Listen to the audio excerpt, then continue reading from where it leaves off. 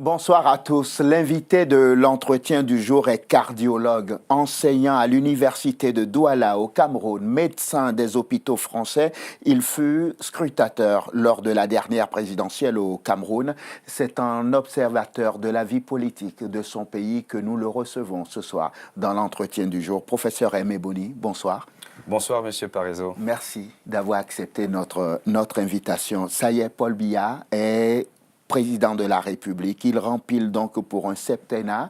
D'abord, j'imagine que ce n'est pas une surprise pour vous. Ce n'est pas une surprise, c'est une déception, c'est sûr, mais ce n'est pas une surprise.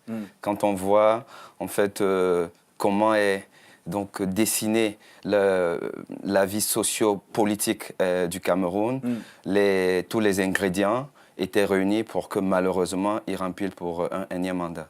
Un énième mandat. Pour vous qui avez été scrutateur, est-ce que ces résultats, on va dire, reflètent la vérité des urnes? Je ne pense pas que ça reflète la vérité des urnes. Je pense qu'il y a eu des irrégularités qui ont influencé les résultats finaux. Je le pense sincèrement, mais je pense aussi que, très objectivement, M. Biya Paul aurait pu gagner sans tricher. Vous parlez de tricherie? Je parle de tricherie parce que ça se dit et qu'il y a suffisamment un faisceau d'éléments qui tendent à penser que des gens, pas que lui-même, Paul Biya, ait voulu de manière très active qu'il y ait tricherie. Mais vous savez, aujourd'hui au Cameroun, les gens font souvent un peu de zèle. Ils pensent qu'ils ont une mission divine qui les amène à favoriser le statu quo. Donc je pense qu'il y a eu des bourrages. Dans mon bureau de vote, on parlera peut-être où j'étais scrutateur. Oui, allons-y, par exemple, il y a eu une tentative, je considère que c'est une tentative de tricherie, mais qui a été très rapidement annihilée par nous, les scrutateurs qui étions là. Oui, sous quelle forme il y avait cette tentative? Alors, il se trouve que, donc parce qu'il n'y avait pas suffisamment de représentants des partis d'opposition, donc ça c'est un problème, voilà, il n'y avait pas suffisamment de représentants, et donc on a demandé à certaines personnes d'être scrutatrices, donc parmi lesquelles moi. Donc j'étais scrutateur et donc j'étais chargé d'inscrire sur le tableau les votes de chaque candidat. Et il y a un deuxième scrutateur qui était donc mon colistier, qui était chargé de surveiller que j'inscrivais le vote sur la bonne case, le bon candidat. Il y avait d'autres scrutateurs qui ont aussi été choisis comme ça à l'appel. L'un d'eux avait pour mission d'ouvrir l'enveloppe et de remettre l'enveloppe à son binôme, qui lisait le nom, et moi, j'écrivais sur le tableau. Et je vous avoue que, à ma grande surprise, Biya Paul, dans mon bureau de vote, était en tête du début jusqu'à presque la fin du décompte. Il était en tête, suivi d'abord par Cabral. Après, Kamto a doublé Cabral. Et Kamto, au finish, a doublé Biya Paul. Avec 72 voix contre 65 à Paul Biya et 36 à Cabral Libi. Dans mon bureau de vote et dans tout le centre qui avait à peu près 8 bureaux de vote, in fine, on s'est rendu compte que Kamto et Biya se talonnaient. Donc, c'est-à-dire qu'à la régulière, dans le centre de Bonapriso, où j'ai voté, et aussi au lycée de Newbell, où j'ai une amie qui a été scrutatrice là-bas, et dans son centre, Paul Biya était largement en tête. Et chez moi, il talonnait. Donc, c'est-à-dire que sans tricher, là déjà, il n'y a pas eu de tricher. Sans tricher, déjà, à la régulière, M. Biya Paul, avec un bilan dont on parlera peut-être, a pu mobiliser autant de gens. Alors, qu'est-ce qui s'est passé? Il se trouve qu'à la fin du décompte, non, peut-être même avant, non, c'était avant le décompte, il fallait déjà s'assurer que le nombre d'enveloppes correspondait au nombre d'empreintes. Puisqu'il y a effectivement un dossier, un cahier où on émargeait, il fallait mettre les empreintes. Donc il fallait compter le nombre d'empreintes et à chaque page, il fallait noter le nombre d'empreintes par page et tourner la page. Il se trouve donc que la responsable du bureau, celle qui de toute façon avait la charge de cette action-là, alors qu'elle avait sur sa table des stylos à billes et puis des crayons. Elle a choisi de prendre le crayon pour noter le nombre de votants dans ce bordereau, le nombre de votants. Et l'un des scrutateurs lui a fait la remarque que, madame, prenez plutôt le stylo à billes. Elle a fait semblant de ne pas entendre. Elle a continué. Et moi, j'ai donc j'ai compris rapidement et je lui ai dit, et vous l'avez interpellé. Je l'ai interpellé, je lui ai demandé de le faire. Elle a fait semblant de ne pas comprendre. J'ai insisté et elle s'est énervée en disant, écoutez, si vous voulez m'apprendre le travail et tout, je vous laisse ça et puis on s'en va. Donc il y a eu des engueulades, il y a eu plein de choses. Effectivement, le représentant du RDPC a pris sa défense. Curieusement, je dis bien curieusement, le représentant de M. Cabral-Libye n'a pas bronché. Non, il a plus que n'avoir pas bronché. Mais à un moment donné, il nous a demandé à nous de nous calmer et de laisser la dame faire. Voilà. Le représentant de M. Cabral-Libye. Et à moi de leur dire, vous savez, je ne vous ai rien demandé. Vous m'avez demandé d'être scrutateur. Et à partir du moment où je suis là, donc j'ai des droits. Et vous allez écrire au stylo à billes. C'est ça ou c'est rien. Et finalement, ça a été fait. Donc, je pense quand même qu'il y a eu une volonté quelque part. Si on imagine que dans d'autres bureaux de vote, ça s'est passé comme ça et que les gens ont manqué de vigilance, on a pu rectifier par la suite.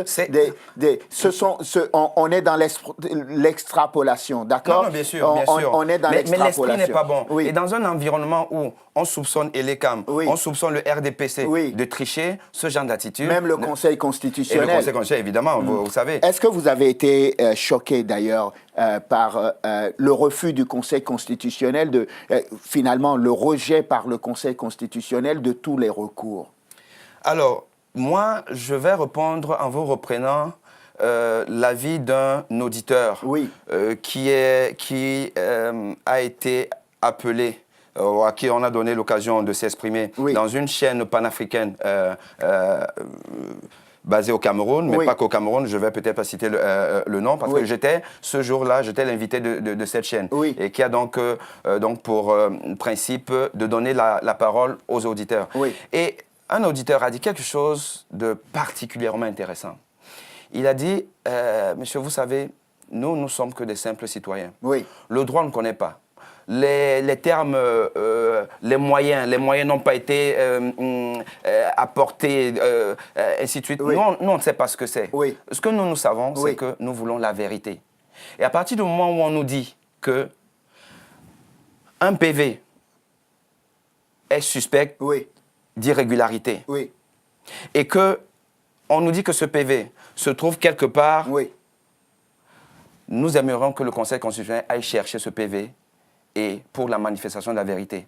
Nous, c'est ce que nous voulons. Et que moi, je considère que, au-delà de toutes ces subtilités de droit, effectivement, que seuls les juristes connaissent, on a l'impression qu'il y a eu obstacle à la manifestation de la vérité. Et que là, l'enjeu est si important, parce que c'est quand même un pays, c'est 25 millions d'habitants, on veut connaître la vérité. Et aujourd'hui, quoi qu'on dise, les Camerounais restent dans le doute.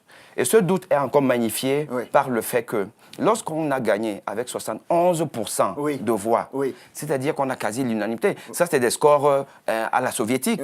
Alors, pourquoi est-ce qu'on a peur de ce peuple-là qui vous a élu? Parce que vous savez ce qui s'est passé. Qu'est-ce qui s'est passé? Il s'est passé que le jour de la proclamation, le pays était en état d'alerte.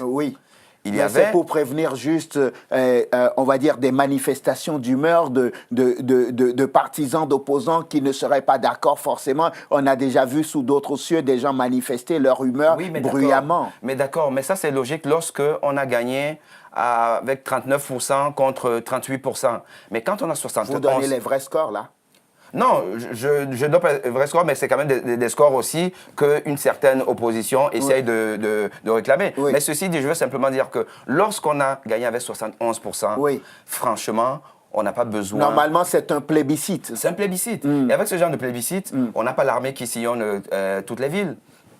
Vous trouvez ça suspect. Est-ce qu'une crise post-électorale peut prospérer dans votre pays, le Cameroun? Parce que Maurice Kamto, arrivé donc deuxième avec à peu près 14% des voix à peu près, dit ne pas reconnaître la victoire du président Paul Biya. Est-ce qu'une vraie crise post-électorale peut venir aujourd'hui? Votre pays peut-il faire économie d'une crise post-électorale aujourd'hui? Je ne le pense pas et je ne l'espère pas.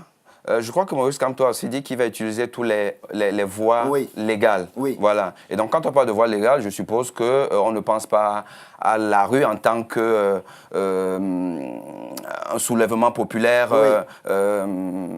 qui embraserait tout un pays. Je ne pense pas. S'il y a des voies légales et s'il a la conviction qu'il a gagné et que ces résultats-là ne sont pas les bonnes, effectivement, je pense qu'il est fondé à recourir à toutes ces voies-là, ce qui est normal, ce qui est légitime. Mais je ne pense pas que ce serait un appel à l'insurrection. Et l'insurrection au Cameroun, vous savez, les Camerounais ont ceci de...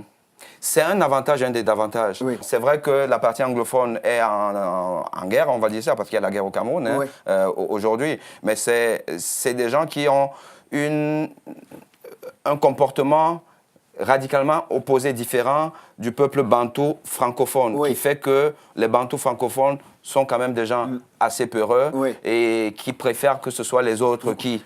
On va dire pacifistes.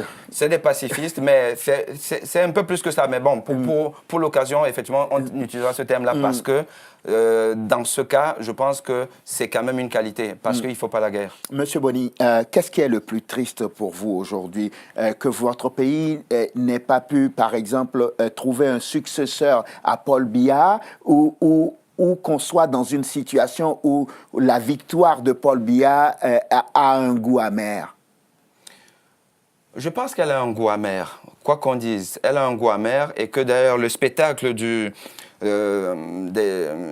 la plaidoirie, si moi j'utilise ce terme-là, je ne sais pas s'il est le terme approprié, au Conseil constitutionnel, est en soi déjà un échec. Parce que les gens ont une lecture qui est finalement différente de la mienne.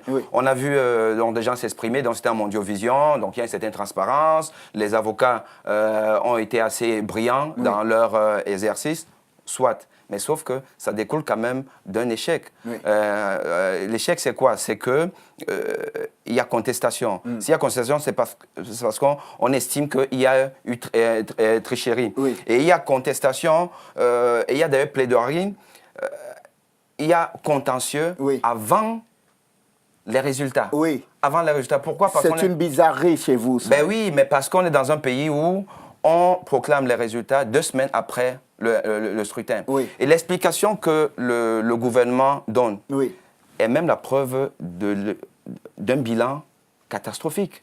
Parce que 36 ans après, on est encore dans un pays où la plupart des régions sont enclavées, où les moyens de communication sont quasi inexistants, où il faut amener convoyer des urnes d'un point à un autre, et on nous dit que ça prend des jours. Avec des risques que les urnes soient peut-être interchangeables. Alors la question qu'il faut se poser, est-ce que ça ne fait pas partie de ce mécanisme, de ce système de gouvernance par confiscation des privilèges, qui fait qu'on maintient une certaine population dans un état végétatif, où les gens ne peuvent pas s'exprimer, n'ont pas les fruits de la croissance, du développement, et donc ils sont acculturés. Ils votent parce que l'élite, entre guillemets, du coin lui dit il faut voter tel. C'est ce qu'ils font. Et dès qu'on a voté, on convoie donc pendant des jours vers la métropole, la commission. Donc tout ça, à mon avis, est fait de manière très, très, très subtile, mais très calculée. Ce qui fait que pendant tant d'années, le Cameroun reste dans une situation moyenâgeuse. Et je termine en vous disant ceci, pour montrer à quel point nous ne progressons pas, et je pense qu'il n'y a pas de volonté pour que nous progressions. Vous savez qu'aujourd'hui, le Cameroun, en termes d'indice de développement humain, est à la 151e place, c'est-à-dire que dernière place du groupe médium de cette classification du PNUD, à 10 longueurs de la Guinée équatoriale. Donc la Guinée équatoriale est 141e pays. En termes de gouvernance, santé, éducation, économique, inégalité. La Guinée équatoriale est devant le Cameroun. Il y a encore une trentaine d'années, la Guinée équatoriale était considérée par les Camerounais comme un sous-pays. Il y a encore une dizaine d'années, les Équato-Guinéens venaient à Douala, à l'hôpital général de Douala, se soigner, ce qui n'est plus le cas. C'est plutôt l'inverse. Donc, on ne progresse pas et on ne veut pas progresser parce que ça permet au gouvernement en place de maintenir ses privilèges et d'être réélu de manière mécanique. Je me demandais si le Cameroun était condamné à suivre Paul Biya jusque dans la tombe désormais. Vous savez, on a fini par être fataliste dans ce pays-là. Et c'est dit que malheureusement, ça va peut-être le cas. Ce d'autant plus que l'opposition n'aide pas les Camerounais. Cette frange de la population qui veut vraiment le changement, qui est prêt à tout et qui d'ailleurs n'a pas voté parce que tout le monde, il n'a pas eu un plébiscite de 100%. Donc ça veut dire qu'il y a quand même des Camerounais qui considèrent que ça ne peut pas continuer comme ça. Là. Mais sauf que ces Camerounais n'ont pas atteint la masse critique nécessaire pour basculer. Et en plus, malheureusement, elle n'est pas aidée par une opposition qui finalement est complice du statu quo. Vous dites que si on en est là aujourd'hui, c'est cette incapacité des hommes qui auraient pu représenter l'alternative et qui n'ont pas su parler d'une même voix, par exemple. Dégager un candidat unique dans un scrutin à un tour face à un président en place depuis 35 ans. Ils ont manqué de réflexe ou d'intelligence politique? Non, ils n'ont pas manqué de réflexe. Ils n'avaient pas l'ambition réelle de faire changer les choses. Peut-être parce qu'ils estimaient qu'ils n'en avaient pas les moyens. Et je vous donne un exemple.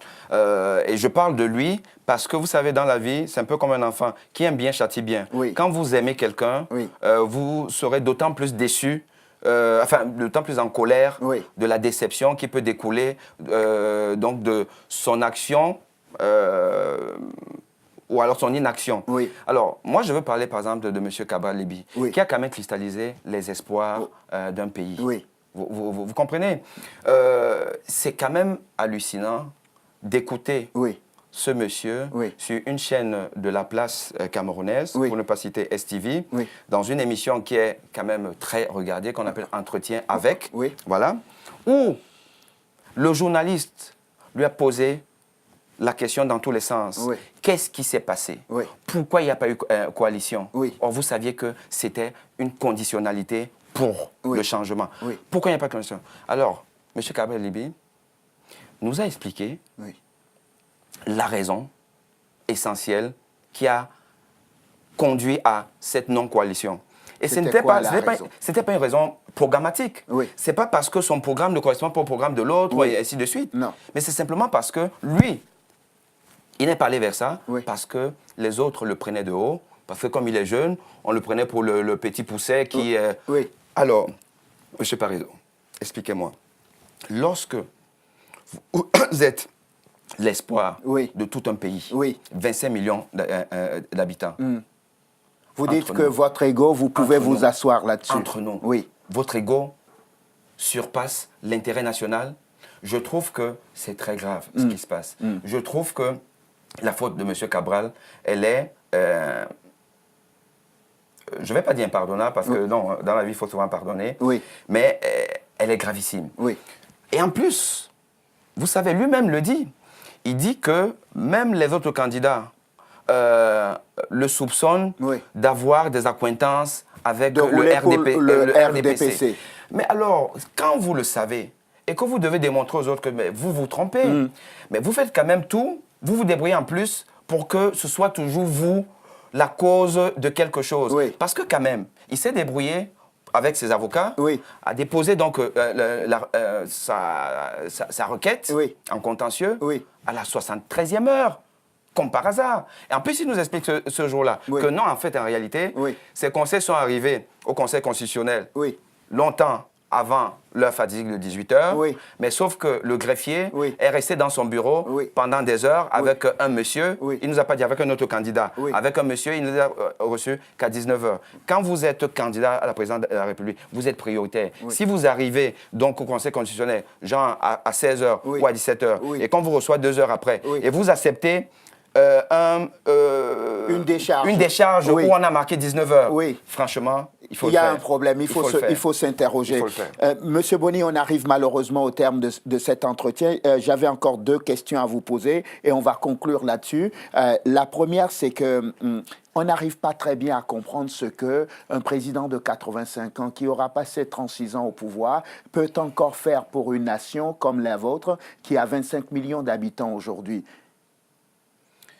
Personne ne comprend ça. C'est ce qu'on appelle, et un de vos confrères d'Africa numéro 1 a parlé, mais je pense qu'il a repris ce que beaucoup de gens disent, l'anomalie camerounaise. L'anomalie camerounaise, c'est ça. L'anomalie camerounaise ne se trouve pas qu'au Cameroun. Parce que les gens qui sont au Cameroun, qui ont peut-être voté M. Paul Biya, alors qu'ils sont dans la souffrance, dans la précarité, on va dire que ils sont le produit de leur milieu. Ils sont quelque part comme zombifiés déjà. Il y a donc cette fascination pour son bourreau. Allez, le syndrome de Stockholm. Mais sauf que dans la diaspora, vous avez vu aussi les comptes de la diaspora, on nous dit qu'il y a eu à peu près une moyenne de 50% d'abstention dans la diaspora. C'est-à-dire que des gens qui se sont inscrits sur la liste électorale, une personne sur 2 à la diaspora n'est pas allée voter. En sachant que nous sommes, les gens de la diaspora sont davantage pénalisés que ceux du Cameroun. Déjà parce que, quand on vit dans un environnement où on ne sait que, on ne voit que ça, on n'a vécu que ça et tout là, on va dire qu'on s'accoutume, on s'habitue. Mais quand vous êtes ici à diaspora, vous côtoyez, entre guillemets, l'excellence. Et vous êtes pénalisé parce qu'une partie de vos revenus part au Cameroun pour nourrir des gens qui sont dans une situation... Qui sont maintenus dans une précarité. Dans une précarité. On vous refuse la double nationalité. Et c'est ce candidat-là qui vous refuse la double nationalité, pendant que les autres vous promettent la double nationalité. Comment est-ce que vous pouvez expliquer qu'il y ait eu autant d'abstention? En fait, en général, je pense que le Camerounais a un problème. Et ce problème-là, il est... psychanalytique. Je pense que c'est la psychanalyse qui doit permettre au Cameroun de sortir de cette léthargie. C'est le médecin qui parle. Tout à fait. Comment imaginez-vous le Cameroun très rapidement dans les 7 prochaines années? Alors, j'espère que le RDPC, le parti donc du président, du président a retenu la leçon de l'urgence de changer son mode de gouvernance parce que les besoins sont pressants et que le peuple est en demande. Et donc, j'espère qu'ils feront un peu plus d'efforts. Mais ça va être difficile parce que tant qu'on ne change pas des gens qui ont inscrit dans leur patrimoine génétique la kleptomanie, dans la gouvernance, ça peut être difficile. Est-ce que M. Paul Biya va changer tout son gouvernement et tous ses gouvernants? Ça peut être difficile. Donc, il faut simplement que l'opposition camerounaise, la vraie opposition, se structure dès aujourd'hui.